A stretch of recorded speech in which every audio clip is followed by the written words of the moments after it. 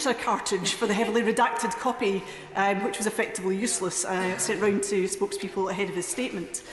Mr Speaker, countries around the world have supported their people in this crisis, and the only UK exceptionalism is being amongst the countries where most people have died. Hear, hear. The Chancellor has spent big over the past few months and comes with more proposals today.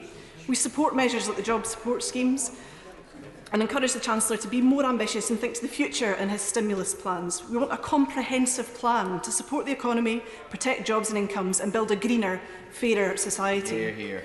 We've looked to the ambitious stimulus packages of our European neighbours and urged the Chancellor to look at a package of investment no less than £80 billion of new money, equating to approximately 4% of UK GDP, the equivalent of investment being made by Germany. This would allow for the level of investment needed to secure jobs not just now, but for the future, because we know that Brexit is coming over the horizon. Hear, hear. The Scottish Parliament currently has a very restricted ability to borrow under a fiscal framework which is not designed with COVID-19 in mind. Kate Forbes, Rebecca Evans and Conor Murphy, the finance ministers of all three devolved institutions, have come together to seek urgent devolution of the financial powers in these unprecedented times and to be able to have the flexibility to switch capital to revenue spending. The Scottish Parliament must have the full range of powers to deliver a tailored response and secure a strong recovery for Scotland. Otherwise, necessary spending in coronavirus will mean cuts elsewhere in fixed budgets. And will he be clear on what these proposals today mean for the block grant adjustment? Hear, hear. Neither have said today that the GDP of the UK could be cut by 2.5% if the Chancellor goes ahead and withdraws the job support schemes prematurely. Ros Foyer, the General Secretary of the Scottish TUC, has called for continuation of the scheme, noting that hospitality, tourism, aviation and oil and gas are in particular need of extended support. And not a word, Mr Speaker, about oil and gas in the Chancellor's statement. Those shielding and with caring responsibilities will also need ongoing support.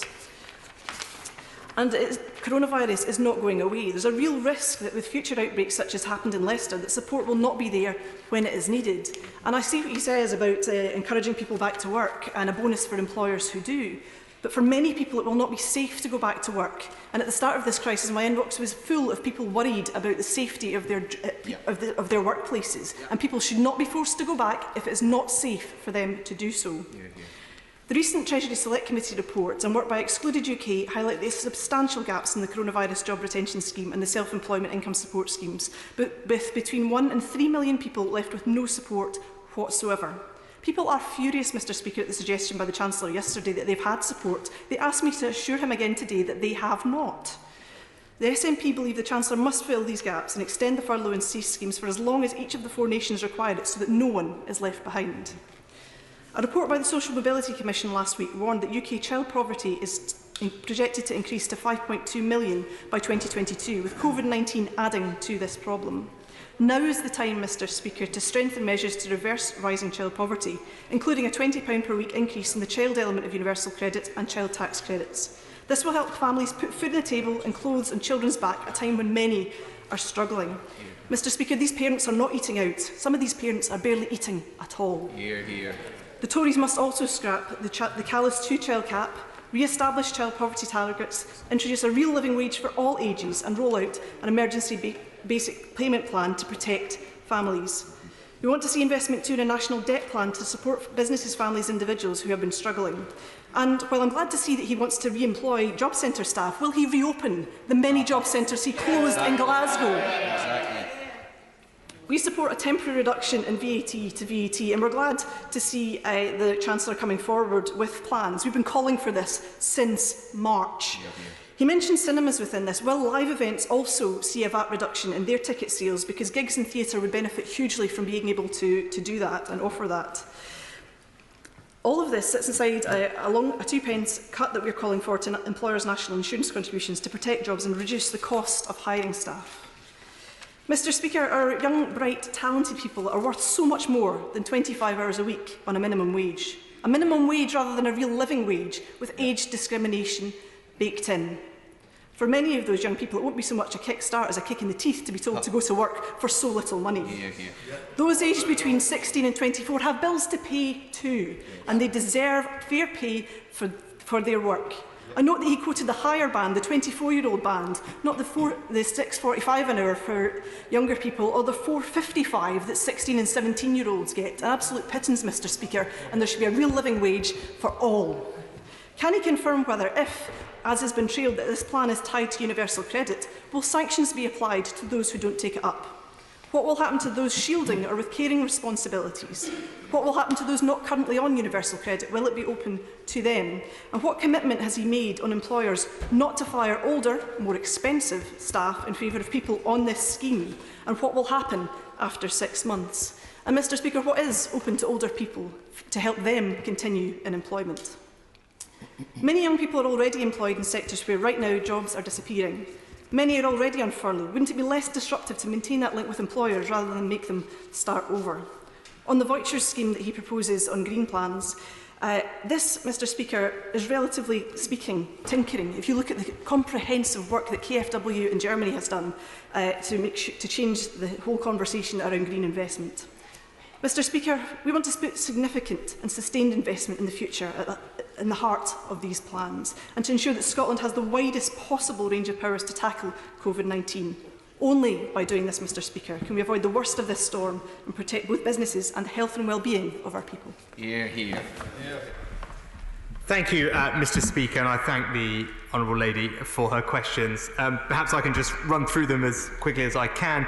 She asked about the block grant adjustment. The OBR will do final costings for these policies in the coming week, and once those costings have been done, the block grant would be adjusted as quickly as is possible, but it should be done based on OBR costings, as is normal for these matters. She asked about Barnet. I'm pleased to tell the House that the sum total of Barnet funding for Scotland as a result of all the interventions through this crisis now totals £4.6 billion. Which is going to support similar measures in Scotland as we are providing elsewhere.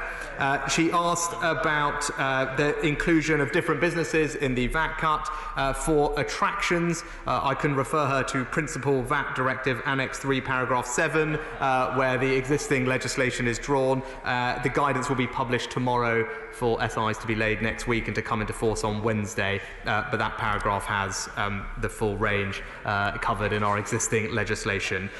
In terms of investment, it is right. It is absolutely important that we do invest in our future. It's something that matters very keenly both to me but indeed also to the Prime Minister, and which is why in the budget we delivered on the Prime Minister's ambitions to level up in every part of this country with investment plans that tripled the amount of investment in our country from the last 4 decades. It is a significant commitment of our level of ambition and support for every part of this United Kingdom, building the prosperity for the future by having an investment revolution, and she can be reassured we remain absolutely committed to that goal.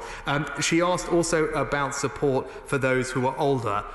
What I can say to her is for the, not quite the first time, but the only other time we did it was very time-limited time as well, we are introducing a payment to businesses to take on apprentices over the age of 25, £1,500 per apprentice taken on. That is for the simple reason that whilst most people think of apprentices as young people, 44% or so of new apprentice starts are actually over the age of 25, and it's important that we provide that financial incentive at this time of economic distress to try and create as many new apprenticeships as possible, including for those who are older, who will also benefit, of course, from all our other universal skills interventions that my right honourable friend, the Pension Secretary and Education Secretary, will take forward.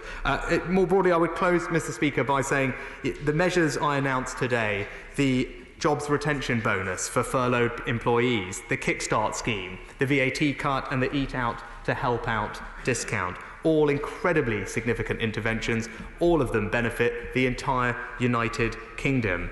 And it is important to note, as I've heard from the Honourable Lady and other members of her party, how important tourism is to the Scottish economy. It's something my Scottish colleagues have made very clear to me. Rural communities, especially coastal communities, they disproportionately play an important part in the Scottish economy.